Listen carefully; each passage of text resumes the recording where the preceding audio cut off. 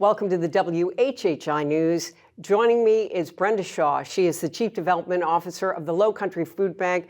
Brenda, end of year, giving time for a lot of people, but why is this time of year so important for giving for your organization and others?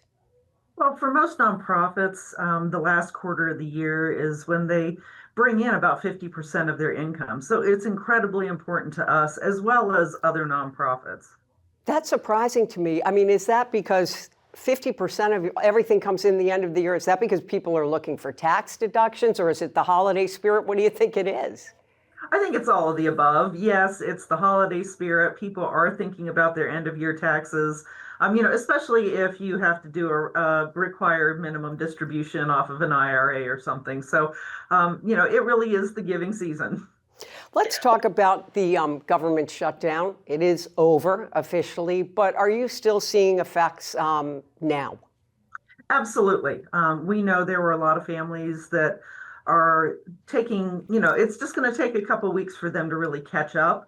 And even for us at the federal level, when we order food from USDA, it's taking USDA time to catch up from being closed down to fulfill orders. So, we placed orders probably back in October, November for January, and we don't know if those are confirmed yet. So, it's a little unnerving at this point.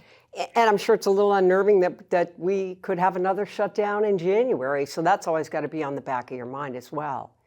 It is, absolutely. And I think that, we saw so many families that, were furloughed because they were government workers or did not receive SNAP benefits, who, really were, I guess, in a panic mode because they just didn't know what they were going to do. I mean, we had one person who, he was a TSA agent who came in from the airport, and, he said that he paid his November mortgage, but he had no money to put gas in his car or to buy food. It's scary.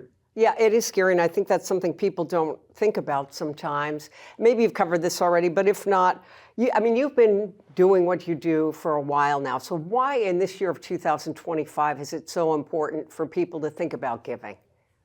I think it's not just about 2025. As we look to 2026, we know there is still uncertainty ahead. And, any support that you can give to the food bank is helping us maybe give families a little bit of relief, make sure that families are going to be able to have a holiday meal, and just take away some of the stress from a lot of families. Yeah, that stress you have got to have seen firsthand during the shutdown. And as you say, we've still got reverberations from that. When you look ahead to 2026, though, what are your thoughts and what are you hopeful for, or what are you concerned about?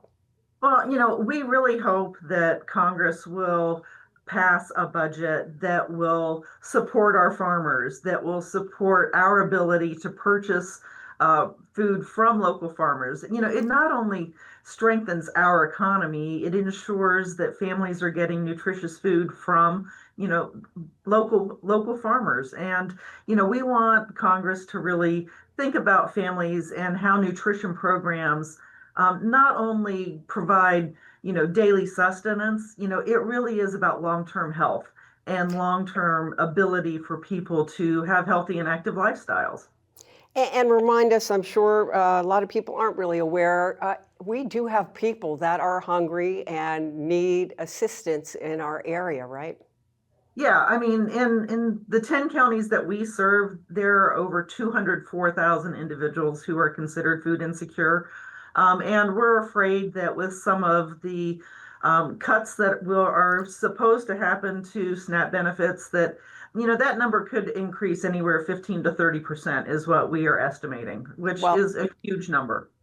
Yeah, Brenda Shaw, we are glad then that you were there, Lowcountry Food Bank, and we wish you a very happy holiday and hope you have a lot of people that consider giving.